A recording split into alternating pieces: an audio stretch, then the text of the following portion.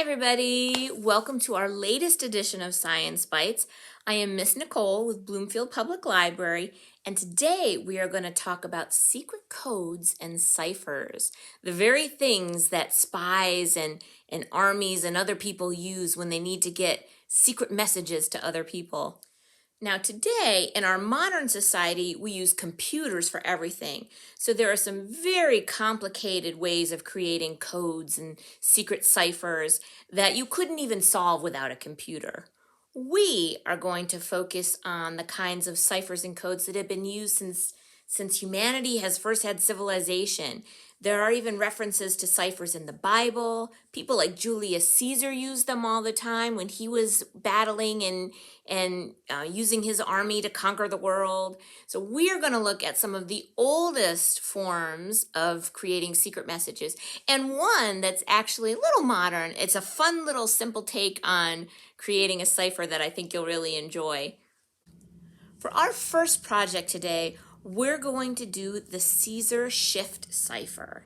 It's very easy to use, very simple and straightforward, and it's actually named after Julius Caesar, not because he was the first person to use it, but because he was maybe one of the most famous people to use it. And it looks a little something like this. Now, to make our Caesar shift, we need just a few simple items. We need an actual printout of the wheels, which we have here. We have the smaller wheel, we have the larger wheel.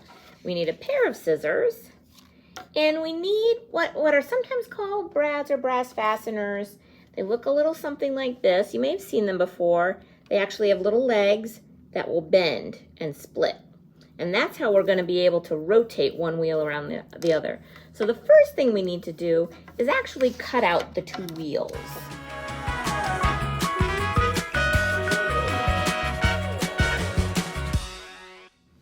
And if you take a closer look at the wheels, you can see here on the larger wheel we have the alphabet A, B, C, D, E, F, G, all the way up to Z. So the entire alphabet around the wheel.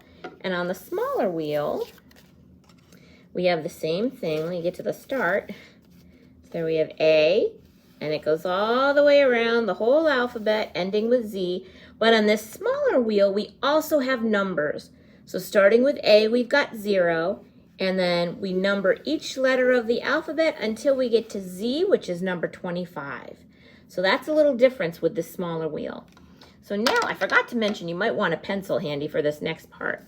What you're going to do is actually punch a little hole right in the center of both wheels. You don't need it to be a big hole. It's just going to give us a starting point for our little brass fastener. So just like that. And now, you're just going to take one of the brass fasteners, and again, I'll provide these for you at the library if you need me to. And you're just going to push it through. And now you're going to put the smaller wheel on top of the larger wheel. Push that through as well. Flip it over.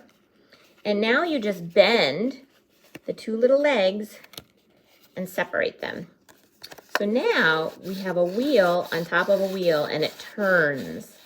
And you might want to start by aligning this A, the big red A, on the white outer circle, and maybe put it with 0.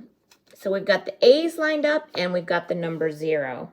So now I get to show you how to use this cipher wheel. The key to this particular cipher wheel, and really any cipher, is being able to tell the person you're sending a message to how to uncode the message. And for the Caesar shift, the key is going to be the numbers. You are going to tell whoever's receiving your message what the secret number is. So let's say I've decided to use number 8. So I'm going to rotate the wheel until number 8 is lined up with the A on the outer white circle. So now, let's say I just wanted to write a message like the word hello. So keeping the wheel in the same position, I'm going to just rotate it this way, and we see that H is on top of P. So what we're using now for the actual message are the letters in the yellow circle. So if I was going to write out the word hello,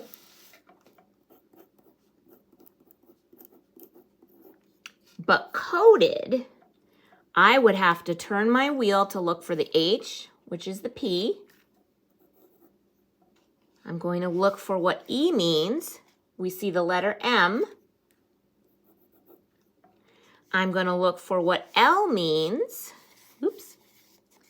So L is actually T, so we're going to put 2 of those.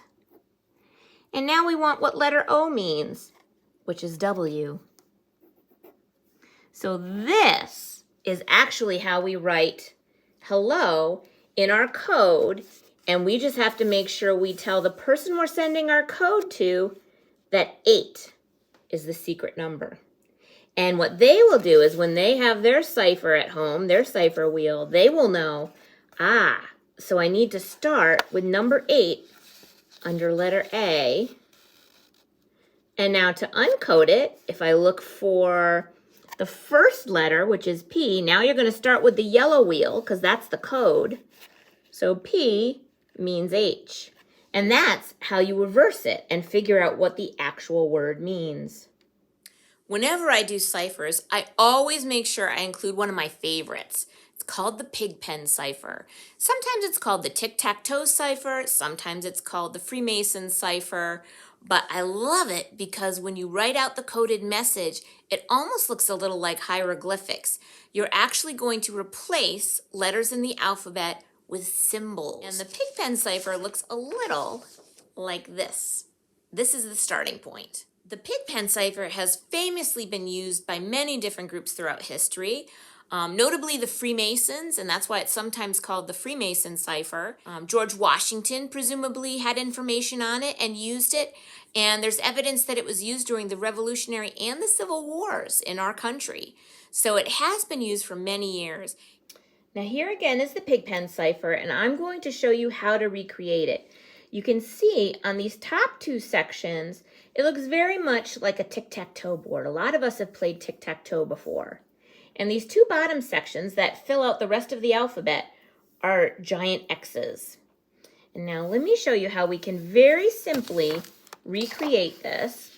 So we know we want 2 tic-tac-toe boards.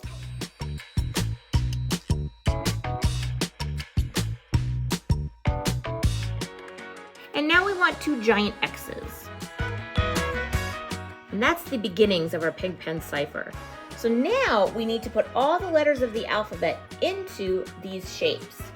And we're going to go right in order.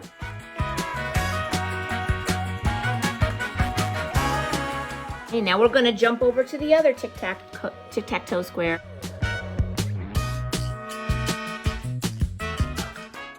And now this, you just have to make sure you do these in the right order for the X's. We're going to go counterclockwise.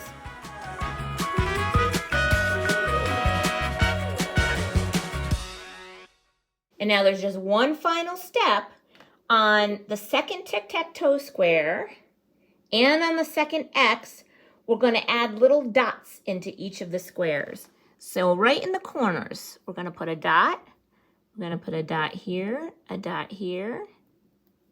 just like so. And now we're going to do the same thing with the bottom X. Right in the little corners, we're going to put dots. And that is how you recreate the Pigpen Cipher. But now, let me show you how we are going to read this and use it.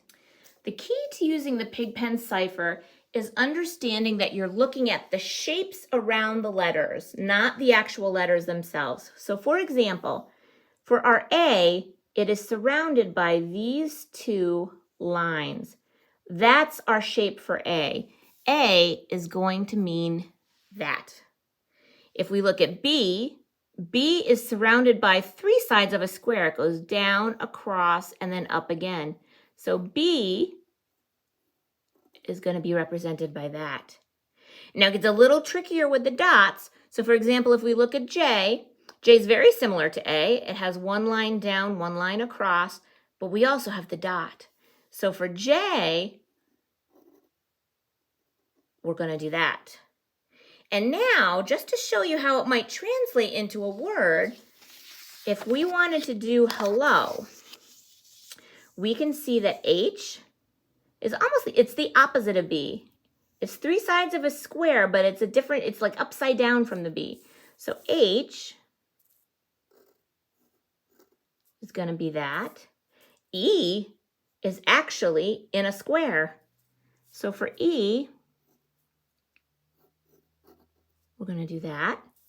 Now, if we shift over to this side, we see that L is surrounded by these two lines and a dot. And we're going to need two of them. So L is going to be that. And then if we see O, it's three sides of a square and a dot. So our O is going to be that. So that is an example of how to use the Pigpen Cipher. Now I have one final project to show you, and this one couldn't be easier. And I think it's super fun because it's with materials that we all have, especially those of you in school. And it's a really neat, simple way to share some very simple messages and instructions. This next project, I really don't have a very fancy name for it. I read about it in a book once, and unfortunately, I can't even remember where I read about it, so I can't cite the book. But if you search for this online, you will actually find a lot of people who use this one too, because it's so fun and it's so easy. I call it, maybe we could call it the rubber band cipher. So all you're going to need are rubber bands. The wider the better. I was actually hoping I was going to find wider rubber bands, but this is the only ones I could find. So rubber bands. You also want a big book, a nice wide, tall book. I have this beautiful book from my collection at home, Life-Size Farm Animals. But you can see it's nice and tall and nice and wide. That's what I was looking for. And you need some sort of fine point pen or marker. I actually find that a fine point Sharpie works particularly well. And by fine point, I mean it's got a really tiny point. So it's not one of those thick Sharpies. You want something with a really tiny, fine point because you're going to be writing a very tiny message. So you want to make sure you have the ability to write in a very tiny way. And that's all the materials we need. So here's my supersized book and my rubber band. You're going to take your large book and you're actually just going to stretch the rubber band around it. Nice and tight. You want to, the farther you can stretch it out, the better. And now, using your fine point pen, you are going to write your message. So let's say I wanted to tell somebody to meet me somewhere. So I might write, maybe meet. So you can see how tiny I'm writing because the rubber band is tiny. Meet at gym. And maybe 3 p.m. Okay, so you see my message there. So now all I need to do is remove, let me zoom back out, remove the rubber band from the book. So now, once the rubber band is not stretched out anymore, it's very difficult to read that message. You could even turn the rubber band inside out if you wanted to hide the message. But it would be very difficult for somebody on the fly to read that message. So whoever you're giving the message to knows that they just have to stretch out the rubber band again to read what you wrote. Very simple. When you do a message like this, you can even wear the rubber band on your wrist until you see the person you want to give the message to, and then take it off and give it to them. It's a really easy way to pass the message along. So that, my friends, was our entire Science Bites for today. We learned two very classic kinds of ciphers. We learned the Caesar shift cipher, and we learned the Pigpen cipher. And then a sort of more modern take on a fun way to communicate a secret message, which is our rubber band cipher. Like I said, there will be printouts and kits at the library, at Bloomfield Public Library, at both of our locations. So if for some reason you can't print things from home or you're having trouble finding something online, by all means, come to the library and I'll have some of the supplies for you. But that's it for today. And hopefully you'll have some fun writing some secret messages to some people in your world. And I look forward to our next Science Bite. So until next time, goodbye, everybody.